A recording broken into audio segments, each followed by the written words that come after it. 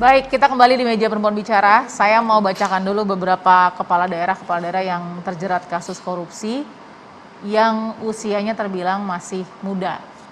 Kita lihat satu persatu ya, ada mantan Bupati Kepulauan Talaut Sri Wahyuni Maria Manalip 42 tahun. Ini dugaan soal penerimaan gratifikasi.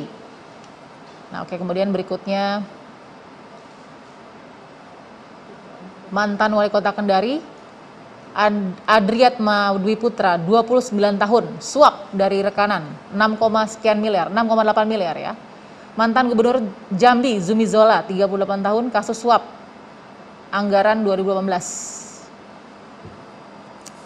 Mantan Bupati Lampung Utara Agung Ilmu Mangkunegara 30 tahun, terkait proyek di Dinas PUPR dan Dinas Perdagangan Pemkab Lampung tahun 2019. Oke, mantan Bupati Kutai Kartanegara Kaltim Rita Widiasari 44 tahun, kasus tindak pidana pencucian uang terkait fee proyek di tahun 2018. Oke, kita lihat tadi ada satu yang saya garis bawahi di segmen pertama, Mbak Devi pernah sempat bilang tadi ya, bahwa sebagai pemimpin publik atau mungkin pejabat publik, kita memang tidak bertujuan untuk memperkaya diri. Justru malah ada aturan yang kalau nggak salah ya Mbak Wiwi, bahwa harus hidup dalam kesederhanaan gitu. Nah, perjalanan itu kan dimulai dari idealisme dulu ya sampai ke sana ya. Nah, saya mau tadi nyangkut pertanyaan ke Shirley nih gitu. Apakah memilih untuk misalnya muda saat ini belum masuk partai politik itu kenapa, dan kemudian apakah ada memang harus ke situ kan? Kalau mau tadi ya harus ke situ. Bagaimana pilihannya Shirley? Kalau Shirley sampai sekarang belum, mungkin bahasanya belum dan tidak melihat sepertinya kontribusi Shirley akan besar di situ, Mbak. Nah, tapi ini menarik karena dari tadi kan kita di awal ngelihat tuh nama-nama siapa, umurnya berapa, itu kan masih tergolong muda ya. Ada ramai idiom di masyarakat begini Mbak Balkis, bahwa pejabat yang tertangkap itu sebetulnya sial saja. Betul ya Bunda? Waduh. Soalnya tertawa nih Bunda. KPK bisa saja, dan kalau mau menangkap pejabat manapun sebetulnya bisa. Karena itu tinggal dipilih aja. Kenapa? Karena sangat susah pejabat itu bisa tetap tegak dengan setia memegang nilai. Kalau tadi bahasanya mungkin adalah idealisme, dengan komitmennya yang dari awal sudah dipegang. Ketika di dalam sistem, habitnya, lingkungan kerjanya sangat kental dengan yang tadi sama-sama kita lihat. Nah, untuk itu, karena melihat dari sudut pandang muda nih, apalagi perempuan, maka saya ingin menarik tadi pembahasannya. Saya ingin masuk begini. Pertama adalah kitanya sebagai anak muda, apalagi dalam hal ini perempuan, karena tadi arah diskusinya ke sana, kita harus mempersiapkan diri. Saya sepakat dengan poin itu Bunda. Karena masa depan itu adalah lebih senang datang dan hinggap kepada mereka yang bersiap. Artinya apa? Kalaupun memang tidak di dalam sistem, ya dari luar sistem kita bersiap bisa mental, kok gitu ya? bersiap secara logika. Bisa kok kita show dengan logika kita, dengan cara kita bernalar, dan dalam hal ini memberikan kontribusi juga bisa. Mbak Devi misalnya, sebagai aktivis latar belakang pendidikannya, Bunda misalnya, dengan kontribusinya dalam bidang akademik, dan ini yang akhirnya menjadi daya tawar, bargaining positionnya naik. Dari situ akhirnya publik juga melihat ada social trust, oh ternyata perempuan juga bisa. Pelan tapi pasti. Saya yakin bahwa wajah perempuan, apalagi dalam dunia politik, sosial, ini akan meningkat dengan sendirinya. Dan ini jelas adalah tugas kita bersama. Yang kedua adalah, dalam hal ini mohon izin, partai sebagai kendaraan politik juga harus mau dong mempersiapkannya dari dalam. Jangan sampai sistem dari dalam ibaratnya seperti perusahaan gitu. Yang mana yang punya modal kuat, ya dia yang diberi. Ini kan akhirnya kembali membuat trust kita terhadap politik itu semakin berkurang. Begitu Mbak. Nah soal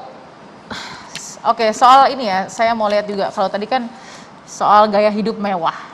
Kita bisa nggak sih lihat gaya hidup mewah itu mempengaruhi juga potensi-potensi seseorang untuk masuk ke dalam ranah-ranah korupsi seperti ini? Mungkin ke Mbak Wi dulu.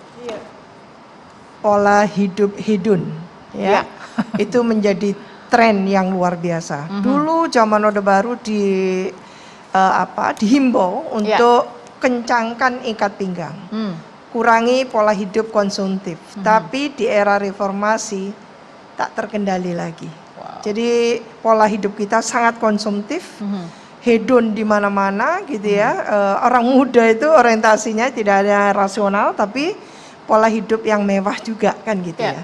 Lah ini yang menyebabkan kita secara tidak langsung terkikis idealisme untuk melakukan dedikasi terhadap negara bangsa. Jadi lebih selfish akhirnya kan gitu ya. Karena apa? Karena lingkungan itu membuat seperti itu.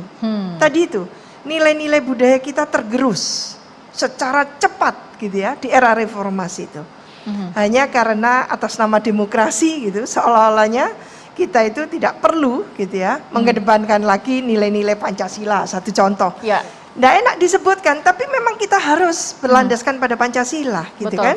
Ada keadaban di situ, ada nilai-nilai tentu gitu ya, empati kepada sesama kan gitu. Di saat kita susah seperti ini ya, pandemi Covid ya, kita selalu menyaksikan bagaimana gitu kan kontestasi kemewahan yang ditunjukkan oleh orang-orang tertentu itu kan ini gitu. Miris itu ya satu Mbak contoh. Uli, ya. Sambil kita lihat foto-foto ya, ini beberapa foto-foto yang menggambarkan gaya hidup mewah mungkin. Saya mau tanya ke Mbak Devi. Mbak Devi, hidup yang tadinya cuman hanya butuh kebutuhan, jadi butuh gaya untuk menilai diri dan aktualisasi diri. Stepnya gimana sih orang bisa loncat ke situ sebenarnya? Nah, memang media sosial yang sekarang itu menjadi panggung diri, di mana semua orang, maka kan sekarang sudah banyak penelitian digital yang memang tidak langsung hubungannya dengan korupsi. Jadi ini memang saya nggak bisa komentar untuk korupsinya, tapi gini, kehidupan visual, demonstrasi visual di ruang digital yang biasanya menunjukkan kepalsuan, karena memang teknologi ini menyediakan platform kita untuk berbohong gitu ya, dengan filter, gitu, kepalsuan tadi gitu kan. Jadi kepalsuan itu betul-betul dimanjakan. Nah, ketika kemudian seseorang tidak memiliki kemampuan untuk bisa, karena kan ada virus FOMO itu ya, fear of missing out, virus takut ketinggalan tren. Ketika semua orang mendemonstrasikan gonta-ganti sepatu, gonta-ganti apa atau segala macam gitu kan, gaya hidup yang kelihatannya sangat mewah, tentu akan mendorong banyak orang untuk bisa melakukan hal yang sama. Makanya juga sudah divonis generasi digital ini adalah generasi yang paling stres. Stresnya kenapa? Karena mereka paling tanpa mereka sadari, mereka setiap detik, sudah bukan setiap hari, setiap detik membandingkan dirinya dengan orang lain. Siapa yang kuat? Kalau kemudian ada yang mungkin secara personalitas akan menarik diri, makanya bunuh diri misalnya ujungnya karena nggak kuat segala macam. Tapi kalau yang agresif, nah bisa jadi, tapi ini sebuah hipotesis yang sangat serampangan karena belum ada penelitiannya. Artinya bisa jadi mendorong dia untuk bisa mengambil mencari cara untuk bisa menyamakan demonstrasi visual tadi. Makanya balik ke Pancasila, saya sepakat sekali dengan Prof. Karena di Pancasila jelas tidak bergaya hidup mewah. Makanya kita seneng nih, misalnya Pak Presiden itu kan sederhana, menampilkan sesuatu yang memang menurut hemat saya itu yang jarang sekarang. Karena semuanya sekarang berusaha menjadi mewah, bukan menjadi lebih baik. Nah makanya ketika Ghazali gitu ya muncul dengan tampilannya yang sederhana, tapi kemudian bisa menghasilkan sesuatu yang besar, ini bagus. Artinya bukan kemudian lebih baik, tapi berbeda yang tidak berbahaya, itu yang seharusnya dijadikan kredo baru.